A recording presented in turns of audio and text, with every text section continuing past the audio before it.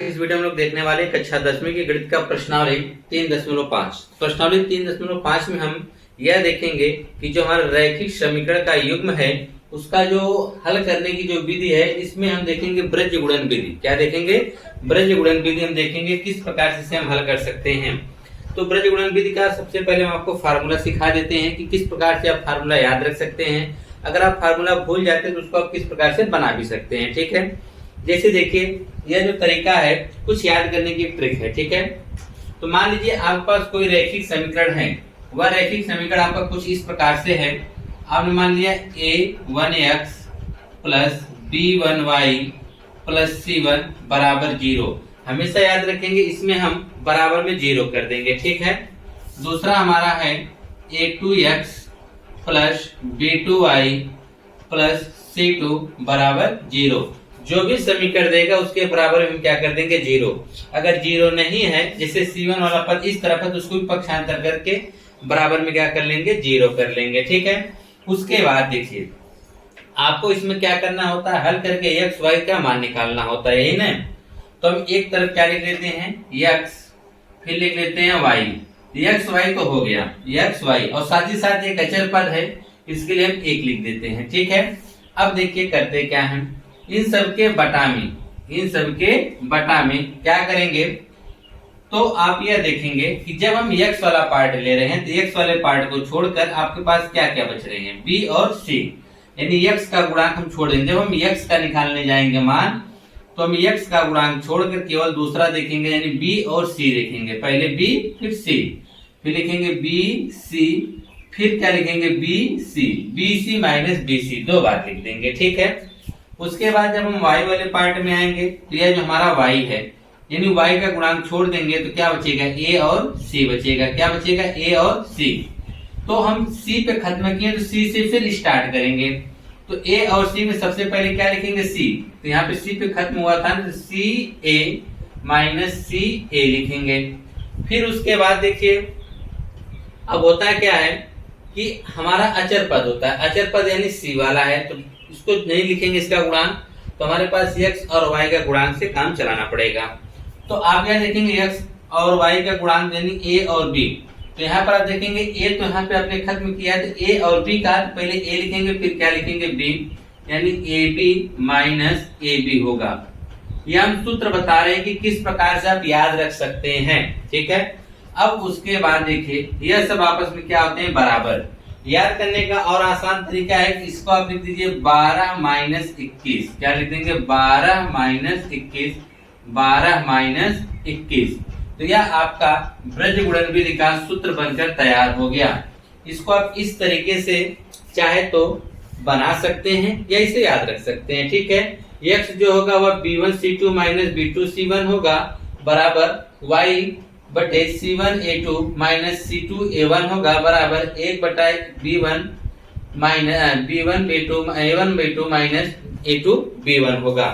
तो यह तो हो गया आपका उसका सूत्र, क्या कहते हैं? गुणन विधि का, ब्रज गुणन विधि का। तो इस सूत्र को हम यहाँ ऊपर लिख देते हैं। फिर हम क्वेश्चंस को हल करने का तरीका देखते हैं कि किस प्रकार से हम क्वेश्चंस को हल कर सकते हैं। तो यहाँ पे हमारा आया x बटा में क्या है? b1c2 माइनस यहाँ पे आपका हो जाएगा b2c1 बराबर y वाला है, तो y वाले में याद रखिएगा y जो b होता है b को हम लेंगे नहीं। ठीक है, इसका मतलब a और c, तो c से खत्म हुआ तो c से ही उठाएंगे, तो हो जाएगा c1a2 माइनस c2a1। ठीक है, बराबर यह जो अचर पद वाला आपका है 1 बटा यहाँ पर हो जाएगा a1b2 माइनस a2b1। ठीक है, यह तो आपका सूत्र हमने ऊपर लिख दिया ताकि इसी की सहायता से हम आगे क्वेश्चंस को हल करेंगे। ठीक है, इसको हम मिटा देते हैं। अब आइए क्वेश्चंस को किस प्रकार से हल करेंगे उसको देख लीजिए। तो सबसे पहले प्रश्नावली का पहला सवाल क्या कहा है? क्या निम्न रैखिक समीकरणों के युग्म में से किसका एक अद्वितीय हल है? यह जो समीकरण दिया गया तो उसमें क्या पूछ गया है कि किसका, इसमें 4 प्रश्न है, इसमें से पूछ रहा है किसका एक अद्वितीय हल है, किसका कोई हल नहीं है, या किसके अपरिमित रूप से अनेक हल हैं। यह किसके अपरिमित रूप से क्या है, अनेक हल है। अद्वितीय हल की स्थिति में उसे ब्रज गुणन विधि से ज्ञात कीजिए। क्वेश्चन में कहा है कि यहाँ पे जो आपके 4 प्रश्न दिए गए हैं, पहले में 4 प्रश्न दिए गए हैं, इसमें से बताना है किसका अद्वितीय हल होगा, किसका कोई हल नहीं होगा, किसका अपरिमित रूप से अनेक हल होंगे। ठीक है, और जिसका अद्वितीय हल होगा उसको ब्रज गुणन विधि से क्या करना है, उसका हल ज्ञात करना है। तो हम कैसे पता करेंगे किसका अद्वितीय हल होगा, किसका कोई हल नहीं होगा, किसके अपरिमित रूप से अनेक हल होंगे। तो याद करिए, आपने इसी चैप्टर में प्रश्नावली 3.2 में या प्रश्नावली 3.3 में आपने यह पढ़ा होगा कि संगत असंगत छाटे होंगे। ठीक है, और उसमें आपने यह भी बताया था कि कौन सी रेखाएं प्रतिच्छेद होगी, कौन सी संपाती होंगी और कौन सी समांतर रेखाएं होंगी। ठीक है, वही सर, अगर रेखाएं प्रतिच्छेद करती हैं तो उसका एक अद्वितीय हल होगा, अगर रेखाएं समांतर हैं तो उसका कोई हल नहीं होगा, अगर रेखाएं संपाती हैं तो आप यह कहते थे कि इसके जो अपरिमित रूप से अनेकों हल होंगे।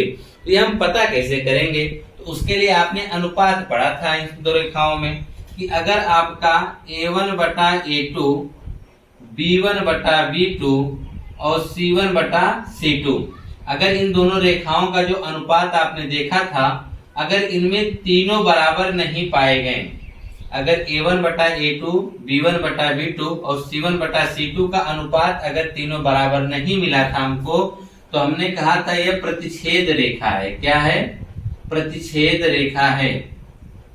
तो आपने बोला था यह कैसी रेखा है, प्रतिच्छेद रेखा है।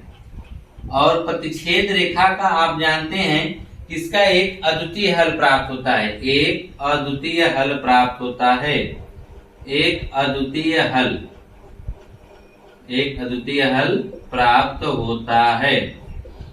अब सोचिए कि अद्वितीय हल का मतलब, अद्वितीय मतलब एक के अलावा कोई दूसरा ना हल हो। ठीक है, उसे क्या बोलते हैं, अद्वितीय हल बोलते हैं। जब रेखाएं एक दूसरे को क्या करती हैं, प्रतिच्छेद करती हैं, तो सिर्फ एक ही बिंदु पर काटती हैं, तो इसलिए इसका केवल एक उत्तर प्राप्त होता है, जिसे हम लोग क्या कहते हैं, एक अद्वितीय हल है। उसकी शर्त क्या होती है कि A1 बटा A2 is not equal to B1 बटा B2 is not equal to C1 बटा C2, यानी तीनों का जो हमारा अनुपात होगा वे बराबर नहीं होंगे। अगर यहीं पर A1 बटा A2 बराबर B1 बटा B2 बराबर C1 बटा C2, अगर इसमें तीनों का जो बराबर आने लगे, A1 बटा A2 बराबर B1 बटा B2 बराबर C1 बटा C2, अगर तीनों अनुपात बराबर आने लगे, तब आप कहेंगे सर ये जो रेखाएं हैं समपाती रेखाएं हैं। कैसी रेखाएं हैं, समपाती रेखा हैं। और इसके जो हल की हम बात करेंगे, इसके जो है अनेकों हल आपको मिलने वाले हैं। आप परिमित रूप से कैसे हल मिलेंगे, अनेकों हल मिलेंगे। यहाँ पे लिख सकते हैं अपरिमित रूप से, अपरिमित रूप से अनेकों हल, अपरिमित रूप से अनेकों हल। ठीक है, इसके अनेकों हल का मतलब क्या हुआ कि ये दोनों रेखाएं जो होती हैं, एक ही रेखा पर दोनों रेखाएं होती हैं, एक ही रेखा पर क्या होती हैं, दोनों की दोनों रेखाएं होती हैं।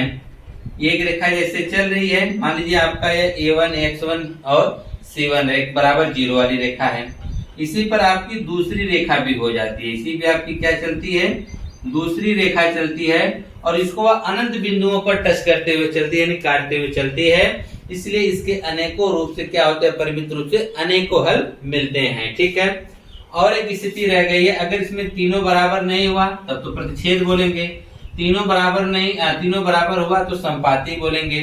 और एक कंडीशन है, अगर यहाँ पर दो बराबर हुए, A1 बटा A2 बराबर B1 बटा B2 is not equal to C1 बटा C2 आ गया, तो आप यह देखेंगे इस स्थिति में यहाँ पर दो अनुपात तो बराबर हैं, x y का जो गुणांकों के अनुपात तो बराबर हैं, परंतु अचर पद के जो गुणांक वह बराबर नहीं है। अनुपात जो इनके x y के गुणांकों के अनुपातों के बराबर नहीं है, तब तो इसे हम बोलते हैं समांतर रेखा। क्या बोलते हैं, समांतर रेखा। और इसका कोई हल नहीं होता है, इसका कोई हल नहीं होता है, कोई हल नहीं होता है। कोई हल नहीं होने का मतलब क्या हुआ कि दोनों रेखाएं जो होती हैं वह समांतर होती है। वह क्या होती है? समांतर होती हैं। जब समांतर होंगी तो ये बताइए एक दूसरे को कहीं तो कट कर नहीं रही हैं।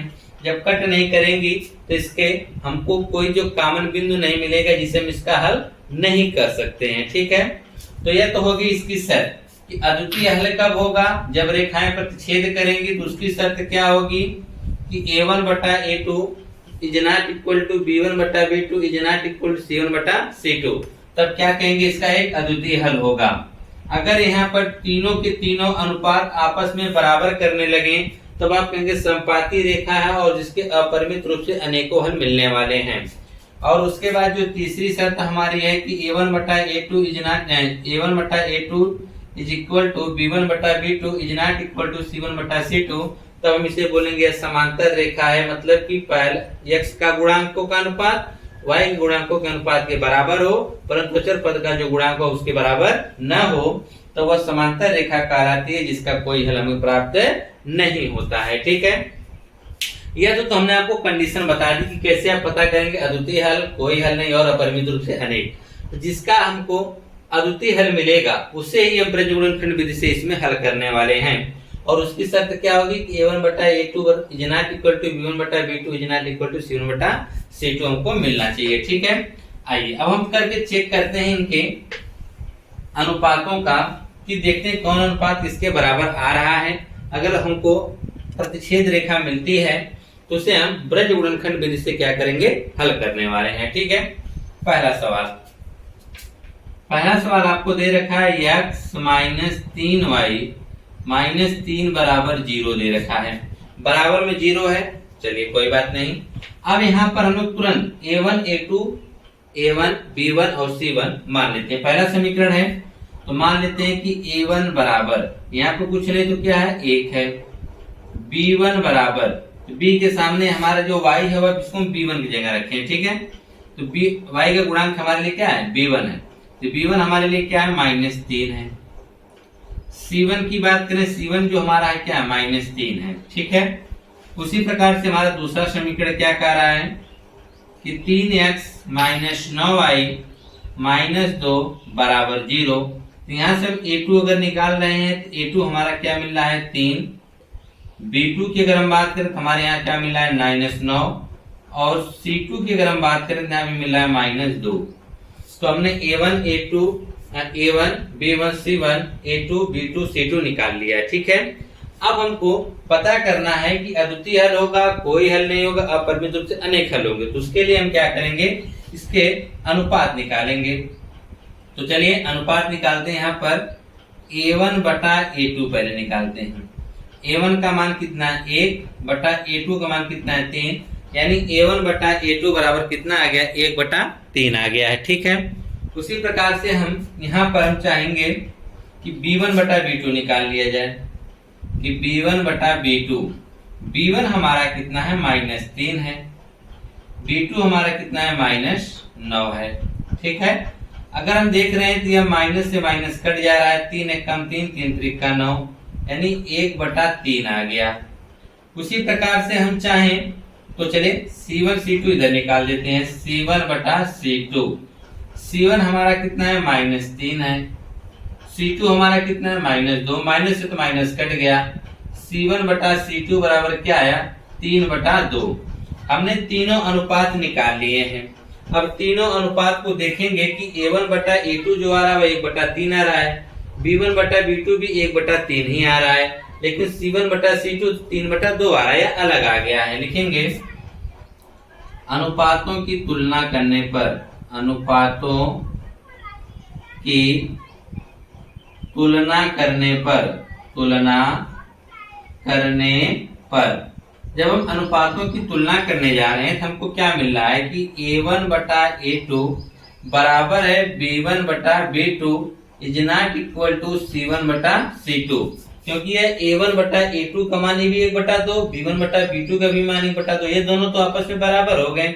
हमने दोनों का अनुपात बराबर कर दिया, लेकिन यह 3 बटा 2 जो इसके बराबर नहीं, इसलिए इसके बराबर से कट कर दिया कि यह बराबर नहीं है। तो यह किसकी शर्त हुई? तो हमको यह पता चल गया, यह जो शर्त है अभी हमने पढ़ा कि अगर दो बराबर हो तीसरा बराबर ना हो तो हमारे लिए क्या समांतर रेखाएं होती हैं। क्या होती हैं? समांतर रेखाएं होती हैं। लिख देंगे अतः यह समांतर रेखा है। यह कैसी रेखा है? समांतर रेखा है और इसका कोई हल नहीं प्राप्त होगा। और इसका कोई हल नहीं प्राप्त होगा। कोई हल नहीं प्राप्त होगा।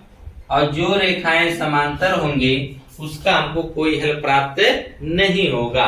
हमको इसमें ब्रज गुणनखंड विदुषी भी लगाना है जिसमें हमको प्रतिच्छेद रेखाएं प्राप्त होंगी। ठीक है, तो ये तो था आपका पहला। ठीक है, हमने अनुपात निकाल के चेक किया तो हमने अनुपात में देखा इसे जो समांतर रेखाएं हमको प्राप्त हो रही है। ठीक है, इसलिए हम कह सकते हैं कि इसका कोई हल हमें प्राप्त नहीं हो सकता है। आइए अब दूसरा वाला देखा जाए कि दूसरे वाले में क्या कहा है। दूसरा वाला आपसे कह रहा है, कहा है कि 2x + y बराबर 5 दिया हुआ है। ठीक है, हमने बताया जब क्वेश्चन को हल करेंगे हमेशा बराबर में 0 रखेंगे, इसलिए 5 को पक्षांतर कर लीजिए तो जाएगा 2x + y - 5 बराबर 0। जैसे ही बराबर 0 हो वैसे ही आप क्या करेंगे, इनके गुणांकों को लिख दीजिए x y को। तो जैसे a1 बराबर x का गुणांक a1 होगा, a1 की जगह कितना है 2। b1 का गुणांक y के बगल में कुछ नहीं है तो 1 छिपा हुआ 1 हो जाएगा। और c1 का गुणांक की अगर हम बात करें क्या हो जाएगा -5 हो जाएगा। उसी प्रकार से हमारा जो दूसरा समीकरण है वह है 3x + 2y बराबर में कितना 8। 8 को भी पक्षांतर कर देंगे तो 3x + 2y - 8 बराबर में 0। जब बराबर में 0 हो जाए तो तुरंत x y के गुणांक लिखना शुरू कर दीजिए। तो x का जो गुणांक होगा उसे हम a2 बोलेंगे, दूसरा समीकरण है ना। तो a2 बराबर क्या हो जाएगा 3, b2 बराबर क्या हो जाएगा 2 और c2 बराबर हमारा हो जाएगा -8। तो हमने यहाँ पर a1, b1 और c1, a2, b2 और c2 निकाल लिया है। ठीक है, अब हम चलेंगे इसके अनुपात निकालेंगे। क्या निकालेंगे? अनुपात निकालने वाले हैं। तो अनुपात जब निकालेंगे तो यहाँ पर निकाल देते हैं कि a1/a2 बराबर, तो a1/a2 अगर आप देखेंगे तो a1 2 है, a2 3 है, तो हो जाएगा 2/3। क्या हो जाएगा 2/3। ठीक है, उसी प्रकार से हम देखेंगे यहाँ पर b1/2 का अनुपात, b1 और b2 का। तो b1 और b2 का अगर आप देखना चाह रहे हैं तो b1 का जो है वह तो 1 है और b2 कितना है 2 है। 7/c2, तो c1 जो हमारा है वह c1 कितना है -5 है और c2 कितना है -8 है। माइनस से माइनस कट गया तो आया 5/8 आ गया। ठीक है, अब उसके बाद देखिए हमने जब तीनों अनुपात निकाल लिया तो तीनों अनुपात निकालने के बाद हम देखते हैं क्या है कि हमारा a1/a2 जो आ रहा है 2/3 आ रहा है, b1/b2 जो आ रहा है 1/2 आ रहा है, c1/c2 जो आ रहा है 5/8 आ रहा है। तीनों के तीनों अनुपात जो हम देख रहे हैं यह हमारे पास अलग अलग मिल रहे हैं। क्या मिल रहे हैं? अलग अलग, बराबर नहीं है। तो यहाँ पे हम लिखेंगे कि a1/a2 बराबर b1/b2 बराबर c1/c2। और जब हम इसके अनुपातों की तुलना कर रहे हैं तो हमको कोई बराबर नहीं मिल रहा है। जब बराबर नहीं मिल रहा है तो नीचे लिख सकते हैं अतः यह प्रतिच्छेद रेखा है। अतः यह प्रतिच्छेद रेखा है। अतः यह कैसी रेखा है? प्रतिच्छेद रेखा है। इसका अद्वितीय हल प्राप्त होगा। क्या लिखेंगे? इसका अद्वितीय हल प्राप्त होगा। इसका अद्वितीय हल प्राप्त होगा। ठीक है, तो यहाँ पर आपने यह देखा कि इसका जो हमको हल प्राप्त हो रहा है अद्वितीय हल प्राप्त हो रहा है। तो आगे सवाल में कहा अद्वितीय हल की स्थिति में उसे ब्रज गुणन विधि से ज्ञात कीजिए, यानी उसका जो हल है उसको ब्रज गुणनखंड विधि से क्या करना है? ज्ञात करना है। तो आइए ब्रज गुणनखंड विधि कैसे लगाएंगे, ध्यान से देखिए। यहाँ लिखेंगे वज्र गुणन विधि।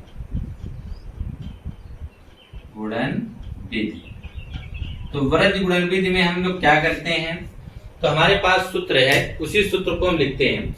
आप चाहें तो इन चीजों को दोनों को यहाँ पर एक बार दर्शा सकते हैं, ठीक है, दर्शा दीजिए, आसानी होगा मान रखने में, ठीक है।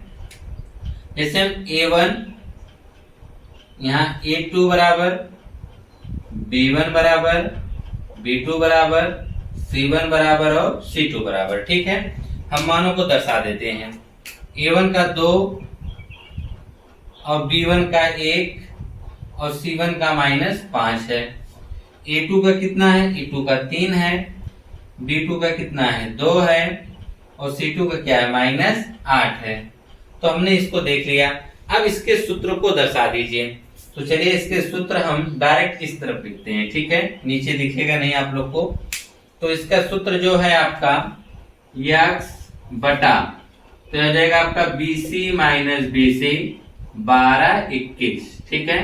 y वाला जो होगा तो वह क्या होगा? C से a जाएगा -CA, तो 12 21 1 बटे, तो हो जाएगा AB माइनस AB 12 21, ठीक है। अब सभी मानों को इसमें पुटअप कर दीजिए, रख दीजिए, तो हो जाएगा x बटा B1, तो B1 का मान देखिए कितना है? 1 है, गुणे C2 का मान -8 हमने रख दिया, माइनस B2 जोड़िए कितना है? 2 है, गुणे C1 -5 है, बराबर y बटा C1 आप देखेंगे कितना है? -5 है, तो -5 रख देंगे, गुणे A2 कितना है? A2 आप देख रहे हैं 3 है, तो 3 रख दीजिए, माइनस C2, तो C2 आपका क्या है? -8 है, तो -8 करिए, गुणे A1 कितना है? 2 है, तो यहाँ पे हमने 2 लिख दिया, बराबर 1 बटा A1 का कितना है? 2 है, गुणे B2 कितना है? 2 है, माइनस A2 कितना है हमारा? 2 है, गुणे B1 हमारा कितना है? 1 है, तो हमने B1 का भी यहाँ पे 1 रख दिया। अब इसको हल करना है, तो कर दीजिए हल, तो हो जाएगा x बटा 8 का 1 गुणा करेंगे तो -8 हो जाएगा, माइनस माइनस क्या होगा? प्लस हो जाएगा, 5 दूना 10, बराबर y बटे 5 तिहाई 15, तो हो जाएगा -15, माइनस माइनस प्लस 8 दूनी 16, बराबर 1 बटा 2 दूनी 4, और यहाँ पर आप देखेंगे A2 का मान कितना है? 3 है, यहाँ पे हम लोग 2 रखा था, यहाँ पे 3 रहेगा A2 का मान, ठीक है, यहाँ हो जाएगा 3, तो जगह 2 दूनी 4, -3 एक कम 3 हो जाएगा, ठीक है। अब उसके बाद देखिए क्या हो जाएगा? x बटा, अब आप देखेंगे कि 10 में से 8 घटाना है, -8 में 10 जोड़ेंगे तो क्या आएगा? 2 आएगा, ठीक है, बराबर y बटा -15 में 16 जोड़ेंगे तो 1 आएगा, बराबर 1 बटा 1 आ गया, ठीक है। इतना आने के बाद अब आप क्या करेंगे? देखिए अगर यहाँ पर 1 बटा 1 आ जाता है, इसके हर में जो होगा वही इसका हल होगा, ठीक है। अगर इस तरह से आप समझ नहीं पाते हैं तो आपको एक तरीका हम और बता देते हैं, इसको मिटा देते हैं, ठीक है। इसको मिटाने के बाद हम आपको इधर लगा के बता देते हैं। तो उसके बाद देखिए कुछ कंडीशन में ऐसा होगा बराबर नहीं आएगा, तो आप क्या जानते हैं? ये जानते हैं कि तीनों पद आपस में क्या है? बराबर हैं। तो हमको जो रिजल्ट मिला है कुछ इस प्रकार से कि x बटा 2 जो है y बटा 1 बराबर 1 बटा 1 मिला है। ये तीनों आपस में बराबर हैं, तो आप इन दोनों को भी आपस में बराबर कर सकते हैं, यानी x बटा 2 को इसके बराबर कर सकते हैं, 1 बटा 1 है चरवाले के, फिर ये गुणा कर दीजिए, तो x बराबर हमको क्या मिल जाएगा? 2, ठीक। फिर गुना y बटा 1 को 1 के बराबर कर दीजिए, 1 बटा 1, फिर ये गुणा कर देंगे तो y बराबर क्या मिल जाएगा? 1। तो यहाँ से आपने यह देखा कि हमको x बराबर 2 और y बराबर 1 प्राप्त हुआ। यह जो हमको आंसर मिला वह किसके द्वारा मिला? ब्रज गुणन विधि के द्वारा मिला, ठीक। क्या किया गया? A1 A2 B1 B2 C1 C2 निकाला गया, फिर हमने इस ब्रज गुणन विधि के सूत्र पे रखकर इसको हल कर दिया, और हल करने के बाद हमको प्राप्त हुआ x बटा 2 बराबर y बटा 1 बराबर 1 बटा 1। तीनों आपस में बराबर हैं, तो हम दो को 1 के साथ बराबर करके रख दिए, इसके वहां से हमको x और y के मान प्राप्त हो गए, ठीक है। आइए अब तीसरा क्वेश्चन देखते हैं कि तीसरा वाला कैसे लगेगा। समझ गए हैं तो आसानी से अब आप लोग इस क्वेश्चन को कर पाएंगे, ठीक है। जितना बढ़िया प्रैक्टिस करेंगे उतना बेहतर समझ में आपको आने वाला है। तीसरा वाला कह रहा है कि 3x माइनस 5y बराबर में 20, फिर बोला है 6x, अच्छा इसको मैंने माइनस की इधर कर दो, ठीक है, बराबर में 0 रखना है। 3x माइनस 5y माइनस 20 बराबर में 0। जैसे यहाँ बराबर 0 हो जाए तुरंत आप लोग इसका a1 a2 b1 b2 और c1 c2 वगैरह निकाल लीजिए। a1 बराबर कितना है 3, b1 बराबर कितना है -5, c1 बराबर कितना है -20 है। ठीक है, उसी प्रकार से दूसरा समीकरण जो हमारे पास है वह 6x माइनस 10y और बराबर में 40 दे रखा है। ठीक है, इसको इधर लेके आ जाइए तो 6x माइनस 10y और -40 होगा, 20 नहीं कितना होगा 40 बराबर में 0। यहाँ पे 40 साफ साफ लिख दें 40। अब आप देख रहे हैं 2 से कट रहा है तो काट दीजिए। 3x माइनस 5y माइनस 20 बराबर में 0। अब यहाँ से आप चाहे तो इसका a1 a2 यानी b1 वगैरह निकाल लीजिए। a2 बराबर 3 होगा, b2 बराबर -5 होगा, c2 बराबर क्या होगा -20 होगा। अब अनुपात निकाल लीजिए। ठीक है, लिखेंगे अनुपातों की तुलना करने पर, अनुपातों की तुलना करने पर, अनुपातों की तुलना करने पर जब अनुपातों की हम तुलना कर रहे हैं तो a1 बटा a2, a1 बटा a2 क्या मिल रहा है 3 बटा 3 मिल रहा है।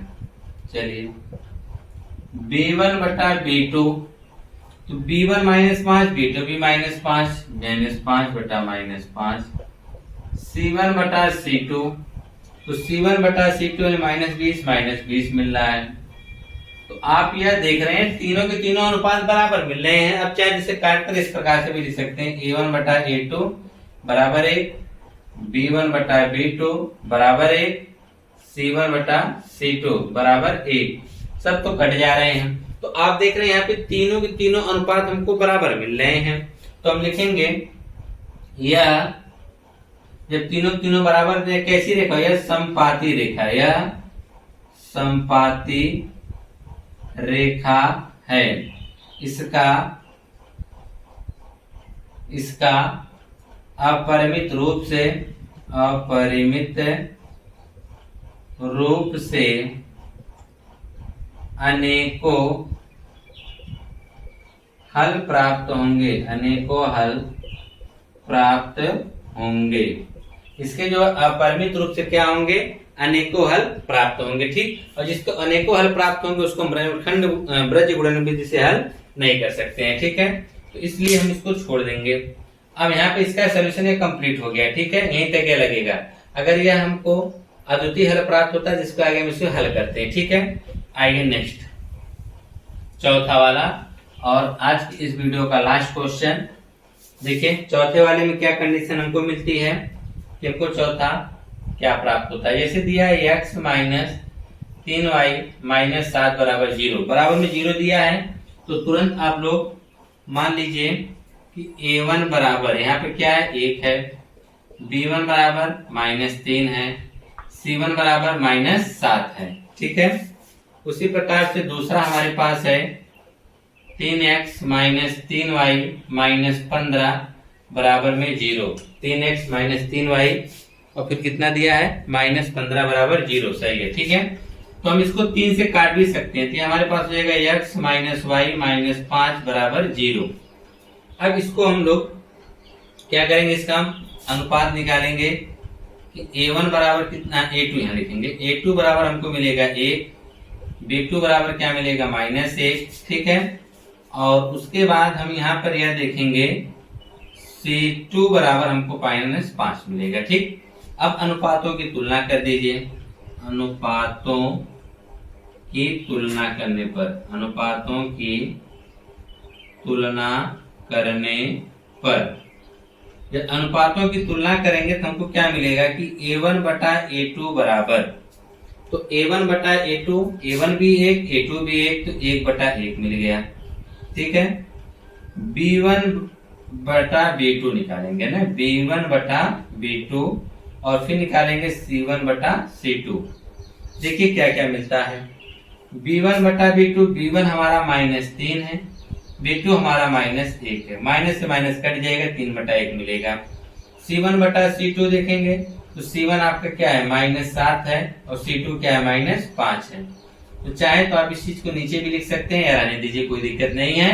तो आपने यह देखा कि हमारे जो तीन के तीनों अनुपात मिल रहे हैं वह तीनों के तीनों अनुपात वह अलग अलग मिल रहे हैं। 1/1 -3/1 -1 -7/5। इसको चाहे तो आप 7/5 भी लिख सकते हैं, इसको चाहे तो आप 3/1 भी लिख सकते हैं। ठीक, माइनस माइनस कट जाएगा।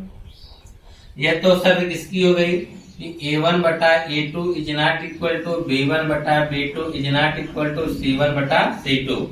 तो यहाँ पर ये तीनों शर्त तो इसके बराबर, तीनों तो आपस में बराबर नहीं है। एक इसकी शर्त भी, यह प्रतिच्छेद रेखा है, लेकिन अतः यह प्रतिच्छेद रेखा है। अतः यह कैसी रेखा है? प्रतिच्छेद रेखा है। इसका अद्वितीय हल प्राप्त होगा। इसका अद्वितीय हल प्राप्त होगा। इसका अद्वितीय हल क्या होगा? प्राप्त होगा। जब अद्वितीय हल प्राप्त होगा जिसे हम ब्रज गुणन विधि से हल करेंगे। यहाँ पे लिखना पड़ेगा ब्रज गुणन विधि। क्या लिखेंगे? वज्र गुणन विधि। इसी विधि से हम इसको हल करने वाले हैं, ब्रज गुणन विधि से। तो ब्रज गुणन विधि से जब हल करेंगे तो चाहे इसके मान को लिख लीजिए, यहाँ पर आसानी होगा। A1 का मान आपने 1 रखा है, B1 का मान -3 और C1 का मान -7 है। A2 का मान आप देखेंगे तो यहाँ पर कितना है? 1 है। B2 का मान यहाँ पे -1 है। C2 का मान आप देखेंगे तो यहाँ पे -5 है। ठीक है, अब इसका सूत्र लगा दीजिए तुरंत। इसका सूत्र क्या कहता है कि x बटा BC माइनस BC 12/21 बराबर y बटे हो जाएगा CA माइनस CA 12/21 बराबर यहाँ पे हो जाएगा 1/AB माइनस AB 12/21। तो यह हमारा सूत्र लिखा गया है। अब इसमें हम क्या करेंगे? सभी मानों को रख देंगे। रखेंगे तो हो जाएगा x बटा B1, तो B1 का मान -3 है। C2, तो C2 का मान -5 है। माइनस B2, तो B2 का मान क्या है? -1 है। गुणे लगाइए, मत लगाइए, कोई दिक्कत नहीं है। C1, तो C1 का मान -7 है। B1 का मान -1, C2 का मान -5, B2 का मान -1 हो गया। B2 का जो मान है वो -1, यहाँ पे B1 का मान -3, सही। C1 का मान क्या है? -7 बराबर y बटे C1 -7 हो गया। A2 कितना है? 1 है, गुणे में 1 हो गया, माइनस C2 -5 है, गुणे A1 हमारा 1 है बराबर 1 बटा A1 हमारा क्या है? 1 है, गुणे B2 हमारा -1 है, माइनस A2 हमारा क्या है? 1 है, गुणे B1 हमारा क्या है? -3 है। ठीक है, अब उसके बाद देखिए यह हो जाएगा x बटा माइनस गुणा करेंगे प्लस, 5 3 15। यहाँ पे देखिए माइनस माइनस माइनस 3 बार आया है, minus minus plus plus minus minus, 7 एकम 7 बराबर y बटे 7 एकम 7, तो -7 माइनस माइनस प्लस 5 एकम 5 बराबर 1 बटा 1 एकम 1, लेकिन यह माइनस है तो -1, माइनस माइनस प्लस 3 एकम 3। अब इसे और हल करेंगे तो जाएगा x बटा 15 में से 7 घटाएंगे तो 8 आएगा, y बटा -7 में 5 जोड़ेंगे तो -2 आएगा, और 1 बटा -1 में आप 3 जोड़ेंगे तो क्या आएगा? 2 मिलेगा। तो 1 बटा 2 यानी x बटा 8 बराबर y बटा -2 और बराबर 1 बटा 2 हमको मिल गया है। ठीक, यहाँ से हमको x y का मान निकालना है तो हम क्या करेंगे? देखिए यहाँ पे इसको मिटा दे रहे हैं, यहाँ पे हम लगा दे रहे हैं। ठीक है, तो आप देख रहे हैं तीनों के तीनों मान आपस में बराबर जब हैं, जब तीनों के तीनों मान आपस में बराबर हों तो हम पहले और इसको एक तो x वाला एक अचर पद को एक साथ ले लेते हैं। हो जाएगा x बटा 8 बराबर हम ले लेते हैं 1 बटा 2, फिर ये गुणा कर देते हैं, इसका गुणा करेंगे तो 2x बराबर 8, तो x बराबर हो जाएगा 8 बटा 2, तो x बराबर आ जाएगा 4।